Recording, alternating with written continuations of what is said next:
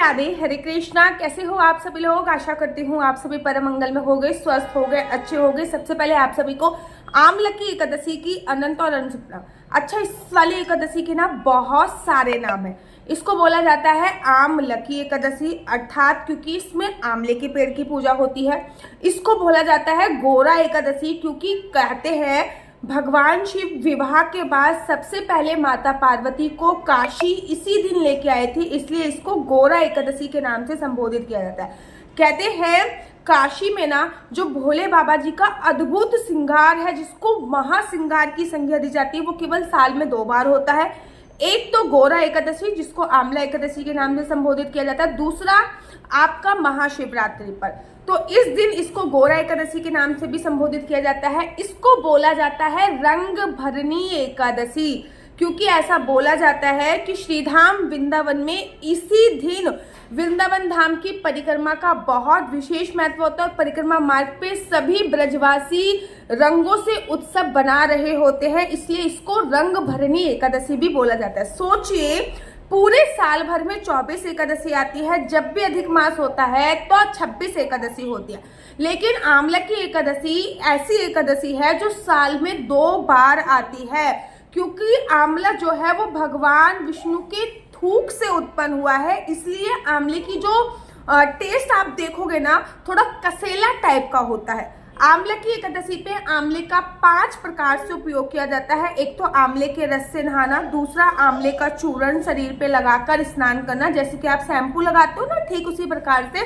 शरीर पर लगा के स्नान करना। तीसरा आंवले के दीपक जलाना। चौथा आप लोगों का उपयोग किया जाता है इस दिन आंवले का सेवन करना और आंवला दान करना। तो ये होता है कि आंवले के आपको 5 प्रकार से उपयोग करने की सलाह दी जाती है। कहते हैं आंवले के पेड़ की पूजा अर्चना वंदना करने से आपको पूरे त्रिभगवान की पूजा अर्चना वंदना करने का फल प्राप्त हो जाता है, अर्थात ब्रह्मा विष्णु, ब्रह्मा महेश और भगवान शंकर की पूजा करने का फल प्राप्त हो जाता है। एक बार माता लक्ष्मी के मन में संशय हुआ कि मुझे भगवान शिव की भी पूजा करनी है, मुझे भगवान विष्णु की भी पूजा करनी है और मुझे भगवान ब्रह्मा जी की भी पूजा करनी है। ऐसे में उन्होंने बोला कि अगर मैं तुलसी की पूजा करती हूँ तो केवल और केवल भगवान विष्णु की पूजा होगी, अगर मैं बेलपत्र की पूजा करती हूँ तो केवल और केवल भगवान शिव की पूजा होगी, और ब्रह्मा जी की पूजा करती हूँ तो केवल और केवल ब्रह्मा जी की पूजा होगी। ऐसे में उन्होंने आंवले के पेड़ की पूजा करी, क्योंकि जब आंवले के पेड़ की पूजा करने से त्रिदेव की पूजा करने का फल प्राप्त हो जाता। तो ये था इस एकादशी का महत्व, जो कि बहुत ज्यादा इंपॉर्टेंट एकादशी बोली जाती है। अब ये एकादशी आप लोगों को पता है श्रीधाम वृंदावन में, खाटू श्याम में, चाहे मैं गौड़ संप्रदाय की बात करूं, चाहे मैं चैतन्य गौड़ संप्रदाय, इस्कॉन टेम्पल, बांके बिहारी जी का मंदिर, राधा रमण में, हर जगह ये वाली जो एकादशी बनाई जा रही है 27 फरवरी की सुबह सुबह बनाई जा रही है। ठीक है ना, 27 फरवरी को, वैसे तो 27 फरवरी को रात को 12 बजे एकादशी तिथि प्रारंभ हो रही है और 27 फरवरी की रात्रि को 10 बजे खत्म हो रही है। अगर उदय तिथि के अनुसार मैं देखूं तो डेफिनेटली हमारा जो सूर्य उदय के साथ हमारा दिन का उदय होता है वो 27 तारीख को ही एकादशी जो है वो बनाई जा रही है, और इसके जो व्रत का पारण होगा वो 28 तारीख को होगा। और 28 तारीख को जब हम व्रत का पारण करेंगे तो पुष्य नक्षत्र है। जब भी एकादशी के व्रत के पारण में पुष्य नक्षत्र आता है तब ऐसा बोला जाता है कि उस एकादशी का जो फल होता है वो बहुत बड़ा हो जाता है। तो इस एकादशी का फल जो है वो बहुत बड़ा हो जाएगा, क्योंकि अगर आप पुष्य नक्षत्र में व्रत का पारण करेंगे। तो चलो पूजा विधि बता देती हूँ। एकादशी का व्रत त्रिदिवस की व्रत की श्रेणी में आता है। अब ऐसा नहीं है कि 3 दिन तक आपको व्रत ही रखना है, 3 दिन तक आपको व्रत के नियम फॉलो करने होते हैं। एकादशी से 1 दिन पहले की जो तिथि होती है उसको दशमी तिथि बोलते हैं। एकादशी से 1 दिन बाद की जो तिथि होती है उसको द्वादशी तिथि बोलते हैं, और एकादशी तो होती ही होती है। दशमी तिथि पे संपूर्ण ब्रह्मचर्य का पालन करना चाहिए। और आप लोगों को मैं एक बात स्पष्ट कर दूं कि होला अष्टक चल रहे हैं, इस समय पे कंसीव हुआ बच्चा मानसिक रूप से बहुत ज्यादा सक्षम नहीं होता। अगर हो भी जाए तो उसको बहुत सारी यातनाएं उसके जीवन काल में सहनी पड़ती हैं। तो इसमें पूरे के पूरे प्रोसीजर में, अर्थात होला अष्टक के 8 दिन अगर आप गर्भवती होने की सोच रही हैं तो बिल्कुल भी इसके बारे में मत सोचिए। होलाष्टक के 8 दिन आपको गर्भवती होने के बारे में सोचना भी नहीं है। तो एकादशी से एक दिन पहले 10वीं तिथि पे संपूर्णतः ब्रह्मचर्य का पालन करिए, पृथ्वी शयन कीजिए, लहसुन प्याज मांस मदिरा का सेवन नहीं करना। एकादशी पे ना, मैं एकादशी से एक दिन पहले शाम के समय ना हमेशा बोलती हूँ कि भोजन इत्यादि का त्याग करो, ठीक है ना, शाम के समय। अब जो लोग, क्योंकि ना अगर समटाइम ऐसा होता है कि 10वीं तिथि से एकादशी प्रारंभ हो रही होती है, पूरा का पूरा भोजन हमारे पेट में पड़ा होता है। एकादशी से एक दिन पहले अगर आपके घर पे लहसुन प्याज खाया जाता है तो आप लहसुन प्याज का त्याग अवश्य करो। देखो, हमारे संत श्री राजेंद्र दास जी महाराज कहते हैं कि किसी ने लहसुन प्याज खाया और 28 दिन के अंदर, लहसुन प्याज खाने के 28 दिन के अंदर अगर किसी की मृत्यु हो जाती है तो वो नर्कगामी होता है, क्योंकि लहसुन प्याज का जो गुण होता है वो 28 दिन तक हमारी बॉडी में रहता है। भैया कलयुग चल रहा है, ऐसे में बहुत सारे घरों में संभवतः नहीं छोड़ सकते, तो कम से कम एकादशी से एक दिन पहले छोड़िए। अब एकादशी वाले दिन पानी में, इसको रंग भरनी एकादशी, आंवला एकादशी बोलते हैं, तो पानी में 1 चुटकी गुलाल और साथ ही के साथ आंवले का रस, गंगा जल डाल के स्नान कीजिए। उसके बाद पीले रंग के वस्त्र पहनिए, क्योंकि भगवान श्री हरि विष्णु को पीताम्बरधारी बोला जाता है, तो पीले रंग के वस्त्र पहनिए। और सबसे पहले आप लोग अपने पूरे घर में आंवले के रस और गंगा जल का छिड़काव कीजिए। घर के मुख्य द्वार पर स्वास्तिक बनाइए। होलाष्टक चल रहा है, दहलीज पूजन अवश्य कीजिए। और उसी के साथ साथ आप लोगों को कुछ बातों का विशेष ध्यान रखना होता है कि एकादशी वाले दिन में नहीं सोया जाता। आंवला एकादशी पर और आंवले के पेड़ की जितनी ज्यादा परिक्रमा कर सकते हो उतनी ज्यादा परिक्रमा कीजिए। एकादशी पर तुलसी में जल दिया जाता है, ये केवल एक मिथ है कि तुलसी माता का व्रत होता है, हम तुलसी में जल नहीं देते। श्रीधाम वृंदावन में सभी लोग तुलसी में जल देते हैं, द्वादशी पे हम लोग तुलसी में जल नहीं देते हैं। पहले भगवान श्री हरि विष्णु की पूजा कीजिए। आपके घर पे कोई भी प्रत्यक्ष मूर्ति है उनको पंचामृत से स्नान कराइए। स्नान कराने के तत्पश्चात अगर आंवले के रस से भी आप लोग स्नान करा सकते हो, लेकिन मेक श्योर कि आंवले के रस से स्नान करा रहे हो तो मूर्ति काली ना पड़ जाए, ठीक है ना, क्योंकि आंवला का रस थोड़ा खट्टा होता है। फिर उसके बाद आपको संकल्प कीजिए। संकल्प में आप लौंग, इलायची 1 या 2 का सिक्का जरूर रखिए, सुपारी जरूर रखिए। उसके बाद ओम श्री विष्णु श्री विष्णु श्री विष्णु, मेरा नाम आशु चौहान है, मेरा गोत्र केमलक्ष है, मेरा निवास स्थान श्रीधाम वृंदावन है। आज मैं पूरी विधि विधान से आंवला की एकादशी का व्रत कर रही हूँ। यह व्रत मैं फलाहार खा के करूंगी। भगवान श्री हरि विष्णु मेरा यह व्रत संपूर्ण करने में मेरी सहायता करे, ऐसा आपको संकल्प ले लेना है। उसके तत्पश्चात आप लोगों को एक ना छोटी सी पुस्तक आती है जिसपे सभी एकादशी की कथाएं लिखी होती है।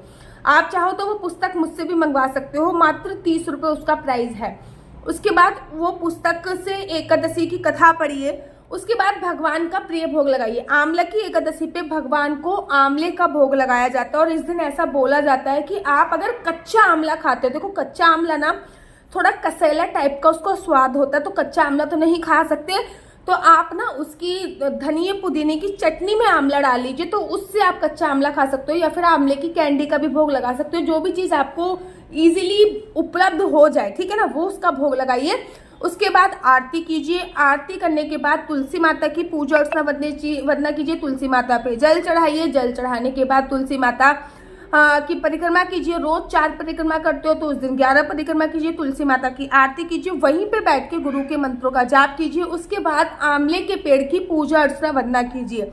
आंवले के पेड़ को सबसे पहले जाने के बाद आंवले के पेड़ पे जल चढ़ाइए, फिर आंवले के पेड़ की परिक्रमा कीजिए। कम से कम 11 और ज्यादा से ज्यादा 108 परिक्रमा आप कर सकते हैं। कहते हैं इस दिन आंवले के पेड़ की परिक्रमा करने से आपके सुहाग की आयु बढ़ती है। फिर आपका कोई भी गुरु मंत्र हो, दीप प्रज्वलित करने के बाद वहां पर बैठकर गुरु मंत्र का जाप कीजिए, जिससे आपकी आर्थिक स्थिति, फाइनेंशियल स्थिति सुधरेगी। घर पे आइए। घर पे आने के बाद आपको दिन में नहीं सोना है और रात्रि के समय घर के मुख्य द्वार पे आंवले के 2 दीपक कहते हैं एकादशी पर ना रात्रि जागरण का बड़ा विशेष महत्व होता है। तो अगर आप रात्रि जागरण कर सकते तो बहुत अच्छी बात है, अगर नहीं कर सकते तो कम से कम अपनी एब्सेंट में आप बेशक सो रहे हो, अखंड ज्योत एक पूरे दिन जलती रहनी चाहिए। अगले दिन द्वादशी पे सही समय पे व्रत का आपको पारण करना है। ये है आंवला की एकादशी। अगले दिन व्रत का पारण आपको पुष्य नक्षत्र इस बार पड़ रहा है, तो वो पुष्य नक्षत्र में करना है। तो आपको एकादशी का जो फल है वो पुष्य नक्षत्र में खोलने का फल प्राप्त हो जाएगा, जो कि बहुत है। अगले दिन नरसिंह द्वादशी भी है, उसके बारे में मैं दूसरी वीडियो बना दूंगी। तो ये नीचे मेरा नंबर दिया हुआ है, मेरा नंबर है 4/9/20-2565। I repeat again 4/9/20-2565। आपका बच्चा जॉब करेगा या बिजनेस करेगा? बिजनेस करेगा तो किस फील्ड में बिजनेस करेगा, जॉब करेगा तो किस सेक्टर में जॉब करेगा, क्या है आपके बच्चे का लकी नंबर, क्या है आपके बच्चे का लकी कलर, क्या कुंडली में राजयोग है या नहीं, कुंडली में संतान प्राप्ति का योग है नहीं, ये सभी जानकारी आप में से कुंडली के माध्यम से प्राप्त कर सकते हैं।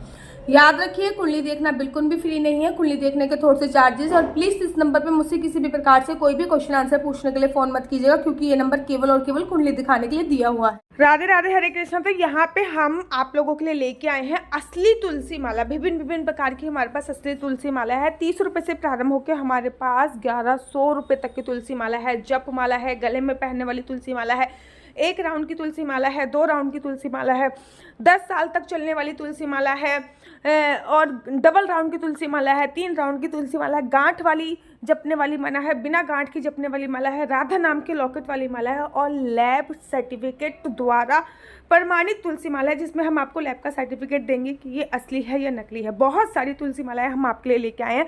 न केवल हम आपके लिए तुलसी माला का कलेक्शन लेके आए हैं, अपितु लड्डू गोपाल की असली तुलसी माला जिसपे राधा नाम का लॉकेट है, लड्डू गोपाल के लिए वैजंती माला, लड्डू गोपाल के लिए चंदन माला भी हम लोगों के लिए लेके आए हैं। और लड्डू गोपाल की तीनों माला का सेट है, तुलसी माला, चंदन माला और वैजंती माला का सेट भी लेके आए हैं। साथ ही के साथ हम आपके लिए रुद्राक्ष के असली ब्रेसलेट, पानी में डालने वाला रुद्राक्ष, 1 मुखी रुद्राक्ष से लेकर 14 मुखी रुद्राक्ष तक हमारे पास सारे लैब टेस्टेड रुद्राक्ष अवेलेबल हैं। आप हमसे ओरिजिनल रुद्राक्ष मंगा सकते हैं। ना केवल हमारे पास रुद्राक्ष अवेलेबल है, अपितु हमारे पास कानों में पहनने वाले राधा नाम के असली तुलसी के इयरिंग्स भी उपलब्ध हैं, जो कि अलग अलग डिजाइन, अलग अलग तरीके से आप लोगों को प्राप्त हो जाएंगे। ये राधा नाम के असली तुलसी के कानों के इयरिंग्स हैं, और उसमें बहुत सारी वैरायटी हमारे पास उपलब्ध है। आप जल्दी से जो नीचे नंबर दिया गया है उस पर संपर्क करके अपनी चॉइस से कोई भी राधा नाम के इयरिंग्स अपने लिए ले सकते हैं। उनके प्राइस बहुत ही सस्ते हैं। 150 रुपये से 150 रुपये से स्टार्ट होकर मात्र 200 रुपये तक है। और ये है राधा रानी और भगवान श्री कृष्ण जी के चरण, जो आपको अपने मंदिर में जरूर और विभिन्न प्रकार की अलग अलग तुलसी मालाएं आप लोगों के लिए उपलब्ध है। 30 रुपये से प्रारंभ होकर 1300 रुपये तक की तुलसी मालाएं आप लोगों के लिए उपलब्ध है। हम आप लोगों के लिए लेके आए हैं श्रीधाम वृंदावन की रज, 8 प्रकार की रज इसमें उपलब्ध है। न केवल एक सेवा कुंज की, निधि कुंज की, ललिता कुंड की, राधा कुंड की, कृष्ण कुंड की, निधि वन की, यमुना जी की, 8 जगह की ब्रज रज इसमें आपको उपलब्ध हो जाएगी। ऑर्डर जल्दी से जल्दी नीचे दिए गए नंबर पर करिए, हमारे पास लिमिटेड स्टॉक है। राधे राधे है। अगर आपको मेरी वीडियो अच्छी लगती है तो आप अपना यूट्यूब चैनल हरि बोल को लाइक शेयर सब्सक्राइब करना बिल्कुल भी मत भूलिए। तब तक के लिए मुझे दीजिए इजाजत। राधे राधे, हरे कृष्णा, हरि बोल।